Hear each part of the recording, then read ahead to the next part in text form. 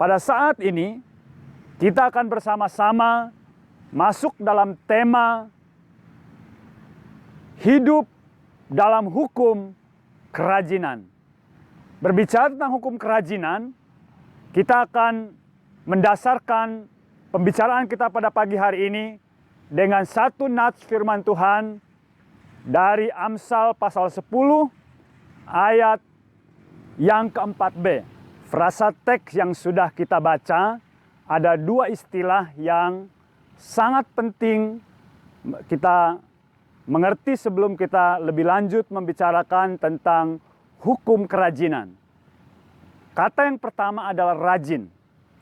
Kata rajin diambil dari istilah karusim. Artinya rajin, tekun, dan cerdik. Kemudian kata kaya. Kata kaya diambil dari istilah ta'asir. Ta'asir artinya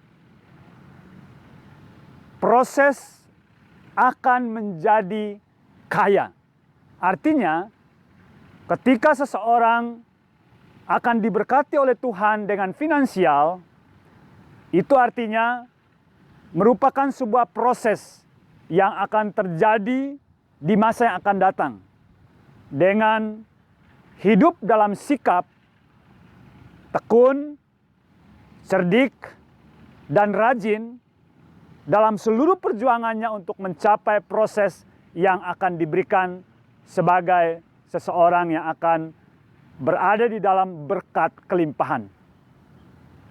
Ketika kita membicarakan bagian ini, kita sedang membicarakan rajin bekerja. Berbicara tentang bekerja, Alkitab memberikan sebuah penjelasan yang sangat tegas bahwa hakikat keberadaan manusia itu adalah bekerja. Hal ini didasarkan kepada dua pengertian yang sangat mendasar. Yang pertama, firman Allah berkata bahwa manusia diciptakan oleh Allah menurut gambar dan rupa Allah. Artinya, di dalam diri manusia itu mengalir kehidupan Allah, yaitu Allah yang bekerja. Itulah yang disebutkan di dalam Kejadian pasal 1 dalam penciptaan. Dan Yesus Kristus menegaskan di dalam Injil Yohanes pasal 5 ayat yang ke-17, Bapa sampai sekarang bekerja. Itu sebabnya aku pun bekerja juga. Itu artinya bahwa di dalam diri Allah yang dimasukkan dalam diri manusia, itu ada sesuatu hal yang sangat mendasar dalam keberadaannya, yaitu bekerja. Yang kedua, ketika manusia ditempatkan di Taman Eden, Allah memberikan ada mandat dalam kehidupan mereka. Mandat pembangunan dan mandat ilahi atau mandat rohani. Mandat pembangunan inilah yang diberikan untuk mereka bekerja, memelihara Taman Eden. Namun tujuan mereka bekerja di Taman Eden bukan menjadi sarana untuk mereka menikmati rezeki atau kebutuhan mereka. Karena segala sesuatu sudah disiapkan Allah di dalam Taman Eden dan mereka tinggal menikmatinya. Itulah berkat anugerah daripada Tuhan untuk kehidupan mereka. Namun ketika manusia jatuh ke dalam dosa, firman Allah berkata, mereka diusir dari Taman Eden. Dengan mereka berada di luar Taman Eden, tetap saja hakikat keberadaan bekerja itu melekat dalam diri mereka. Walaupun tetap melekat dalam diri mereka bekerja, tetapi sekarang berubah fungsinya. Fungsinya berubah oleh karena mereka harus bekerja untuk memenuhi kebutuhan mereka. Dan istilah yang dipakai oleh Alkitab di sana, mereka harus memperjuangkan rezeki mereka. Dan itulah yang dikatakan oleh Alkitab. Mereka akan bekerja dengan keringat, dengan berpeluh. Mereka akan bekerja untuk memenuhi kebutuhan mereka sampai mereka menjadi kembali kepada debu. Di dalam Kejadian pasal 3 ayat 17 sampai ayat yang ke-19. Semua manusia sampai pada hari ini, termasuk kita sebagai orang yang percaya kepada Kristus, memang untuk memenuhi kebutuhan kita, kita semua harus bekerja. Namun dalam pekerjaan ini, memang ada orang yang berhasil, ada orang yang mengalami kegagalan. Dan Tuhan memberikan sebuah pernyataan yang tegas, supaya orang-orang percaya itu harus mengerti bahwa keberhasilan yang benar harus berdasarkan kepada apa yang firman Tuhan sampaikan. Dan Allah mau supaya orang-orang percaya sebagai anak kerajaan surga, mereka ada di bumi ini, mereka bekerja, mereka melakukan segala sesuatu supaya menghadirkan realita kerajaan Allah di bumi ini. Dan itulah yang menjadi tujuan Tuhan menempatkan orang-orang percaya, mempercayakan kehidupan bagi saudara, memberikan anugerah kehidupan untuk saudara sampai pada hari ini. Karena Tuhan mau supaya kita ikut di dalam merealisasikan apa yang menjadi program Tuhan di dunia ini. Dan Allah mau supaya orang-orang percaya berhasil di dalam kehidupannya. Itulah sebabnya hukum kerajinan ini akan menjadi berkat di dalam kehidupan orang-orang percaya. Dan firman Allah berkata, dalam keberhasilan yang akan diraih, Tuhan mau supaya orang-orang percaya melakukan segala sesuatu di dalam totalitas, di dalam segala kualitas terbaik yang diberikan oleh setiap orang yang sedang bekerja. Dan mereka harus bekerja dengan rajin. Ada prinsip-prinsip yang Allah berikan supaya hukum kerajinan itu akan menjadi nyata, menjadi berkat dalam kehidupan orang percaya. Yang pertama, orang percaya harus bekerja dengan tujuan dan juga melakukan segala sesuatu hanya untuk Tuhan. Dan itulah yang disebutkan di dalam kitab Kolose pasal yang ketiga ayat yang ke-23. Firman Tuhan berkata, apapun juga yang kamu perbuat, perbuatlah itu seperti untuk Tuhan, bukan untuk manusia.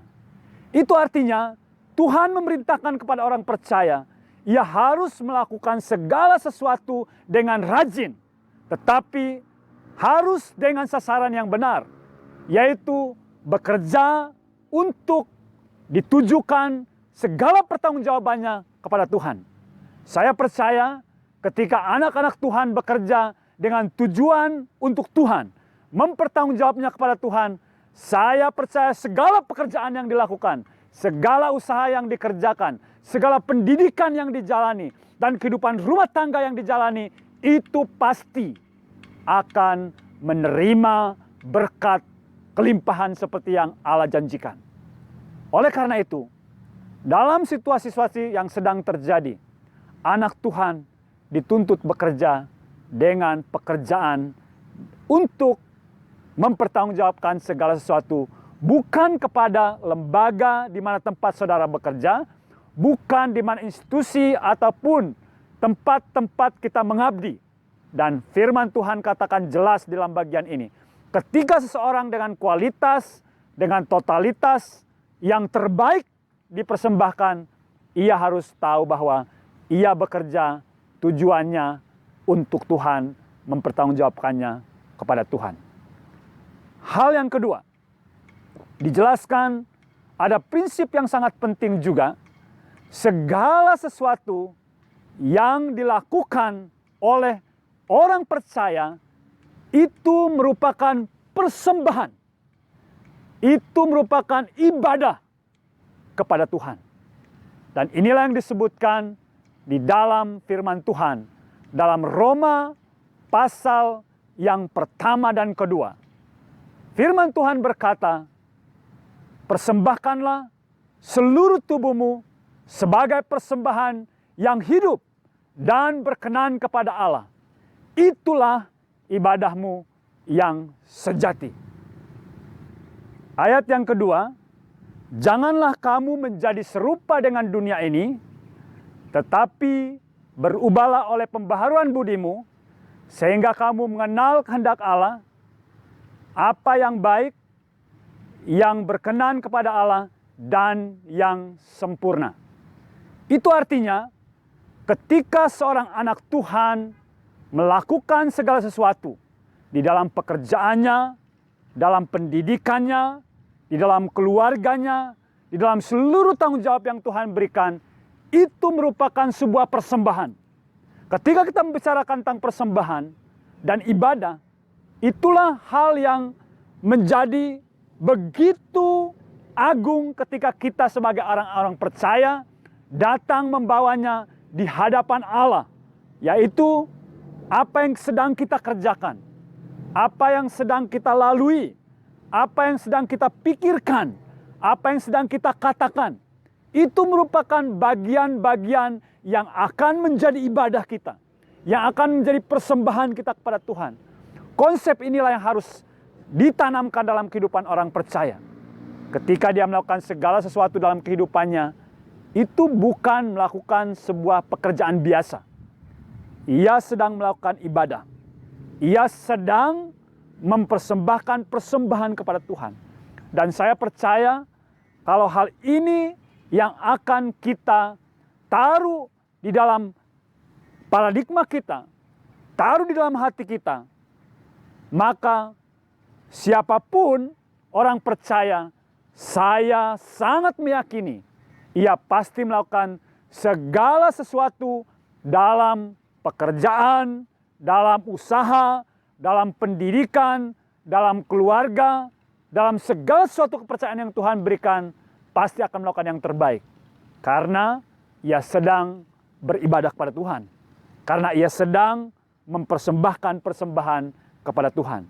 Dan tidak ada seorang pun yang saya yakini ketika ia menaruh ini dalam hatinya, dalam pikirannya, dalam seluruh perasaannya, maka ia pasti mengerjakan pekerjaan-pekerjaan yang terbaik.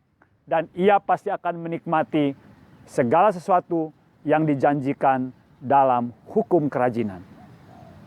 Prinsip yang ketiga, melakukan segala sesuatu dengan maksimal. Ketika kita berbicara tentang melakukan segala sesuatu dengan maksimal, ini adalah cara-cara bekerja yang memang Allah perintahkan kepada orang-orang percaya. Yaitu seseorang harus bekerja keras. Seseorang harus bekerja secara bijaksana. Seseorang harus bekerja dengan tekun. Seseorang harus bekerja dengan seluruh kemampuan yang ada padanya. Itulah yang disebut dengan pekerjaan maksimal. Dan firman Tuhan memberikan beberapa catatan penting untuk kita bagaimana bekerja maksimal. Yang pertama, dari Pengkhotbah pasal yang ke-9 ayat 10. Dikatakan oleh firman Tuhan, segala sesuatu yang dijumpai tanganmu untuk dikerjakan, kerjakanlah itu dengan sekuat tenaga. Itu artinya Allah mau supaya kita bekerja all out.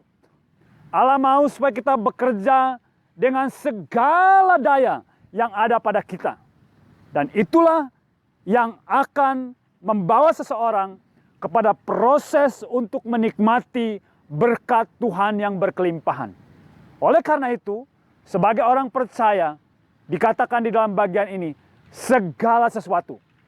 yang dijumpai oleh tangan kita, kerjakanlah dengan sekuat tenaga. Berarti segala kemampuan, talenta, karunia yang ada pada kita itu harus dimaksimalkan untuk melakukan sesuatu. Sehingga akhirnya kita akan menghasilkan sesuatu, sebagaimana hukum kerajinan itu adalah sebuah sebab akibat. Apapun yang dilakukan pasti akan menerima apa yang dikerjakan. Dan Tuhan mau supaya kita bekerja sekuat tenaga, secara all out di dalam seluruh kepercayaan Tuhan dalam kehidupan kita. Sebagai seorang yang sedang bekerja di dalam lembaga-lembaga, baik lembaga negara seperti pegawai negeri, baik lembaga swasta seperti perusahaan, dalam kehidupan yang sedang dalam pendidikan, ibu-ibu rumah tangga yang sedang menjadi ibu rumah tangga. Semua pekerjaan itu Allah mau supaya setiap anak-anak Tuhan bekerja dengan sekuat tenaganya, dengan segala daya yang ada padanya, dengan seluruh kemampuan yang ada padanya. Talenta, karunia yang ada pada Bapak Ibu Saudara harus dimaksimalkan untuk menghasilkan apa yang sedang dijumpai oleh tangan kita. Nats yang kedua dari kitab Ayub pasal yang ke-28 ayat yang ke-28. Firman Tuhan berkata, "Tetapi kepada manusia ia berfirman, sesungguhnya takut akan Tuhan itulah hikmat, dan menjauhi kejahatan itulah akal budi." Dan bagian firman Tuhan ini memberikan sebuah penegasan yang begitu tegas kepada orang percaya, supaya kita bekerja dengan memakai hikmat dan juga bekerja dengan memakai akal budi atau pikiran. Itu artinya hikmat adalah takut akan Tuhan. Artinya ketika seseorang bekerja, ketika seseorang dalam pendidikan, ketika seseorang melakukan tanggung jawab apapun, ia harus melakukannya dengan takut akan Allah.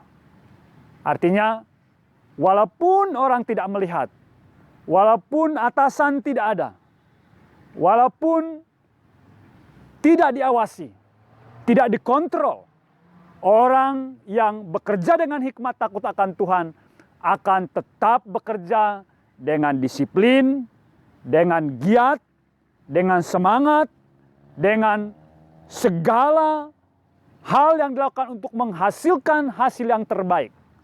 Dan juga orang-orang yang akan bekerja dengan tulus hati, dengan sikap-sikap yang kudus. Itulah yang akan dilakukan ketika seseorang bekerja dengan hikmat. Karena apa yang dikatakan di sini, hikmat adalah takut akan Allah. Dan itulah yang akan membawa seseorang akan terus meraih segala sesuatu yang dijanjikan oleh hukum kerajinan. Dan Tuhan jelas berkata di dalam Amsal pasal yang ketiga dijelaskan di sana bahwa hikmat itu lebih berharga daripada emas, lebih berharga dari permata manapun. Oleh karena itu, hikmat bekerja, melakukan segala tanggung jawab dengan takut akan Tuhan akan pasti membawa seseorang meraih segala hal yang Tuhan siapkan bagi orang-orang yang hidup melakukan apa yang benar di mata Tuhan. Itu sebabnya firman Tuhan katakan, berkat Tuhan ada di atas orang benar. Dan itulah janji firman Allah kepada setiap orang yang bekerja dengan hikmat. Bekerja dengan hikmat artinya sekali lagi bekerja takut akan Tuhan. Yang berikutnya dikatakan tadi, bekerja dengan pikiran atau akal budi. Pikiran dikatakan di sini menjauhi segala kejahatan. Artinya Bapak Ibu Saudara, ketika seseorang bekerja, ketika seseorang belajar di dalam kampus, di dalam bangku sekolahnya, ia harus betul-betul hidup menjauhi kejahatan. Dan saya ambil contoh, di masa-masa sekarang untuk yang berpendidikan. Aturan ujian misalnya, saudara harus bekerja, mengerjakan ujian walaupun itu online. Dan tidak boleh bekerja, mengerjakan ujiannya secara bersama-sama. Dosen tidak melihat, dan siapapun tidak melihat saudara. Tetapi orang yang hidupnya menjauhi kejahatan, ia tetap mengerjakan ujian online-nya dengan sendiri. Sekalipun ia punya peluang bisa bekerja sama dengan teman-temannya. Dan itulah bekerja dengan akal budi atau dengan pikiran yang sudah menjauhi kejahatan. Dan orang-orang yang bekerja di perusahaan atau sebagai pegawai negeri ASN, mereka juga harus bekerja dengan jujur. Dan mereka tidak boleh melakukan sesuatu yang bersifat manipulasi dalam pekerjaannya.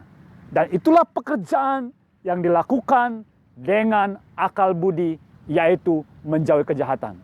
Dan saya percaya dengan pernyataan-pernyataan prinsip firman Tuhan ini, orang-orang yang bekerja dengan segala sesuatu yang terbaik, dengan hikmat Allah, yaitu takut akan Tuhan, dengan akal budi menjauhi segala kejahatan, saya percaya. Karena firman Tuhan katakan tadi, berkat Tuhan ada di atas orang benar. Dan itulah yang menjadikan hukum kerajinan itu nyata di dalam kehidupan kita sebagai anak-anak Tuhan. Bapak Ibu yang dikasihi oleh Tuhan Yesus Kristus, ketika kita berbicara dengan hukum kerajinan, Alkitab sudah menjelaskan dalam pembahasan kita tadi, bahwa hukum kerajinan yaitu bekerja, melakukan tanggung jawab, itu adalah melekat di dalam diri orang percaya. Dan Allah mau supaya kita sebagai anak-anak kerajaan hadir dimanapun kita berada, akan bekerja, membawa berkat, akan membawa dampak dalam kehidupan di mana kita berada. Sebagai seorang karyawan, sebagai seorang pegawai, sebagai seorang pemilik usaha, sebagai seorang yang sedang dalam pendidikan, sebagai ibu rumah tangga, apapun yang kita kerjakan, Allah mau supaya hukum kerajinan ini akan memberkati hidup kita. Ketika kita bekerja dengan melakukan segala sesuatu untuk Tuhan, dan kita melakukan segala sesuatu bertanggung jawab kepada Tuhan. Melakukan segala sesuatu itulah ibadah kita. Melakukan segala sesuatu itulah persembahan kita kepada Tuhan. Melakukan segala sesuatu dengan maksimal, dengan disiplin, dengan kerja keras, dengan mengerahkan segala kemampuan yang ada pada kita, dengan melakukannya dengan tekun dalam proses-proses yang kita buat. Maka saya percaya hukum yang akan terjadi sebagai sebab akibat hukum kerajinan itu pasti akan menjadi milik kita. Dan itu sebabnya proses ini sedang terjadi dalam kehidupan setiap orang. Dan Allah mau supaya kita membawa berkat dimanapun kita berada. Kekasih-kekasih Kristus, hari-hari ini di dunia sekitar kita ada begitu banyak sistem-sistem yang akan ditawarkan untuk kita berada di dalam sebuah hasil yang tanpa mempedulikan prinsip-prinsip kebenaran firman Tuhan. Tetapi saya sebagai hamba Allah, saya mau berkata kepada kita, marilah setiap orang akan menjadi seorang anak kerajaan sorga yang ada di dalam dunia ini. Sementara hidup di dalam dunia ini, ia harus melakukan apa yang menjadi prinsip-prinsip kebenaran firman Tuhan. Melakukan segala sesuatu untuk Tuhan, bertanggung jawab kepada Tuhan, melakukan sebagai ibadah, melakukan sebagai persembahan, dan melakukan segala sesuatu dengan maksimal, dengan sikap rajin, dengan hikmat Tuhan, dengan disiplin, dengan giat, dengan tulus, dengan segala sesuatu yang dilakukan dalam kehidupan kita yang kudus. Saya percaya Tuhan pasti akan melakukan bagiannya. Sebagai anak-anak Tuhan, inilah waktunya seluruh anak-anak kerajaan akan merealisasikan apa yang menjadi maksud Tuhan dalam kehadiran kita di dalam dunia ini.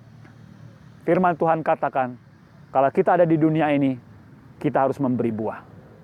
Kalau kita ada di dunia ini, berarti kita harus menjadi berkat. Dan itulah yang Alkitab katakan. Hukum kerajinan pasti akan terjadi di dalam kehidupan setiap orang yang menjalankan kehidupan yang benar di hadapan Tuhan. Karena Alkitab berjanji bahwa setiap orang yang hidup takut akan Tuhan, yang hidup melakukan segala sesuatu, menjauhi segala kejahatan, maka berkat-berkat Tuhan akan dicurahkan ke dalam kehidupannya dan juga itu akan berdampak di dalam kehidupan orang lain. Artinya, di dalam kehidupan orang-orang yang dekat dengan kita, dimulai dalam kehidupan gereja, dalam kehidupan tetangga-tetangga, dan akhirnya akan berdampak bagi kota di mana kita berada. Bahkan jika kita terus melakukan hukum kerajinan itu dengan sebaik-baiknya, tidak akan menutup kemungkinan hidup saya, Bapak Ibu Saudara, akan menjadi berkat bagi bangsa Indonesia, bahkan bangsa-bangsa. Haleluya!